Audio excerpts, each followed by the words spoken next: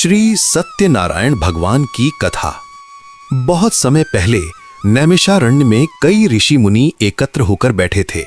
उन्होंने महापुराणों के ज्ञाता सूत जी से पूछा, हे सूत जी, ऐसा कौन सा व्रत है जिसे करने से मनुष्य के सभी दुख दूर हो जाएं, धन धान्य की प्राप्ति हो और अंत में मोक्ष भी मिले? तब सूत जी बोले, हे मुनियों, ये प्रश्न पहले देवर्षि नारद ने स्वयं भगवान विष्णु से पूछा था।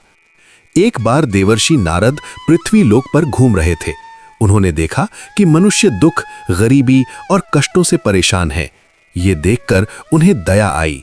वे तुरंत वैकुंठ गए और भगवान विष्णु से बोले, हे प्रभु, पृथ्वी के लोग बहुत दुखी हैं।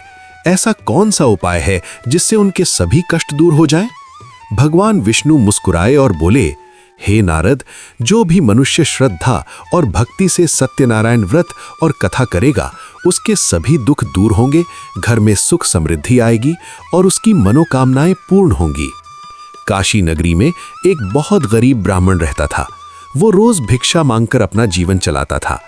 एक दिन भगवान विष्णु ने एक वृद्ध ब्राह्मण का रूप धारण किया और उससे पूछा, तुम इतने दुखी क्यों हो? ब्राह्मण ने अपनी गरीबी की कहानी बताई। तब वृद्ध ब्राह्मण ने उसे सत्यनारायण व्रत करने का उपदेश दिया।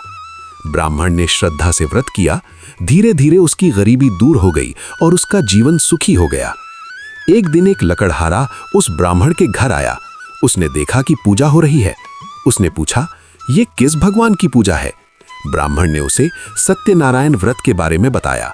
लकड़हारे ने भी संकल्प लिया कि आज की कमाई से वो ये व्रत करेगा। उस दिन उसे पहले से ज्यादा लकड़ी की कीमत मिली। उसने घर जाकर श्रद्धा से पूजा की और धीरे धीरे वो भी धनवान और सुखी हो गया। और एक नगर में एक धनी व्यापारी रहता था। उसकी कोई संतान नहीं थी। उसने संकल्प लिया कि यदि उसे संतान प्राप्त होगी तो वो सत्यनारायण व्रत करेगा। कुछ समय बाद उसके घर एक सुंदर बेटी का जन्म हुआ जिसका नाम कलावती रखा गया। लेकिन व्यापारी अपनी प्रतिज्ञा भूल गया। जब कलावती बड़ी हुई और उसका विवाह हुआ, तब व्यापारी व्यापार के लिए समुद्र यात्रा पर गया। रास्ते में राजा ने उसे चोर समझकर जेल में डाल दिया और उसका सारा धन छीन लिया। उधर घर पर भी परिवार को बहुत कष्ट होने लगे। एक दिन कलावती की मां को अपनी भूली हुई प्रतिज्ञा याद आई। उन्होंने श्रद्धा से सत्यनारायण व्रत किया। भगवान की कृपा से व्यापारी जेल से मुक्त हो गया और उसका सारा धन भी वापस मिल गया। कथा का संदेश: जब व्यापारी घर लौटा तो उसने भी पूरे परिवार के साथ सत्यनारायण भगवान की पूजा की। तब से ये व्रत पूरे संसार में प्रसिद्ध हो गया। इस कथा से हमें 3 मुख्य बातें सीखने को मिलती हैं। भगवान पर सच्ची श्रद्धा और विश्वास रखना चाहिए। जो संकल्प करे उसे कभी नहीं भूलना चाहिए। सत्य और भक्ति से भगवान अवश्य प्रसन्न होते हैं। जो भी श्रद्धा से श्री सत्यनारायण भगवान की कथा सुनता या पढ़ता है, उसके जीवन में सुख समृद्धि आती है। बोलिए श्री सत्यनारायण भगवान की जय। डॉली श्री सत्यनारायण भगवान की कथा से मिलने वाला ज्ञान। भगवान सत्यनारायण की कथा केवल पूजा की कहानी नहीं है, बल्कि ये जीवन को सही मार्ग पर चलने की सीख भी देती है। इस कथा से हमें कई महत्वपूर्ण ज्ञान मिलते हैं। इस कथा का सबसे बड़ा संदेश है कि सत्य सबसे बड़ी शक्ति है। जो व्यक्ति सत्य के मार्ग पर चलता है, भगवान विष्णु स्वयं उसकी रक्षा करते हैं। व्यापारी ने संतान मिलने पर व्रत करने का संकल्प लिया, लेकिन वो भूल गया। जब उसने अपना वचन नहीं निभाया तो उसे कठिनाइयों का सामना करना पड़ा। इससे हमें सीख मिलती है कि जो वादा करे उसे अवश्य पूरा करना चाहिए। गरीब ब्राह्मण और लकड़हारे ने सच्चे मन से व्रत किया, इसलिए उनके जीवन में सुख और समृद्धि आई। इससे पता चलता है कि भगवान को दिखावा नहीं, बल्कि सच्ची भक्ति प्रिय होती है।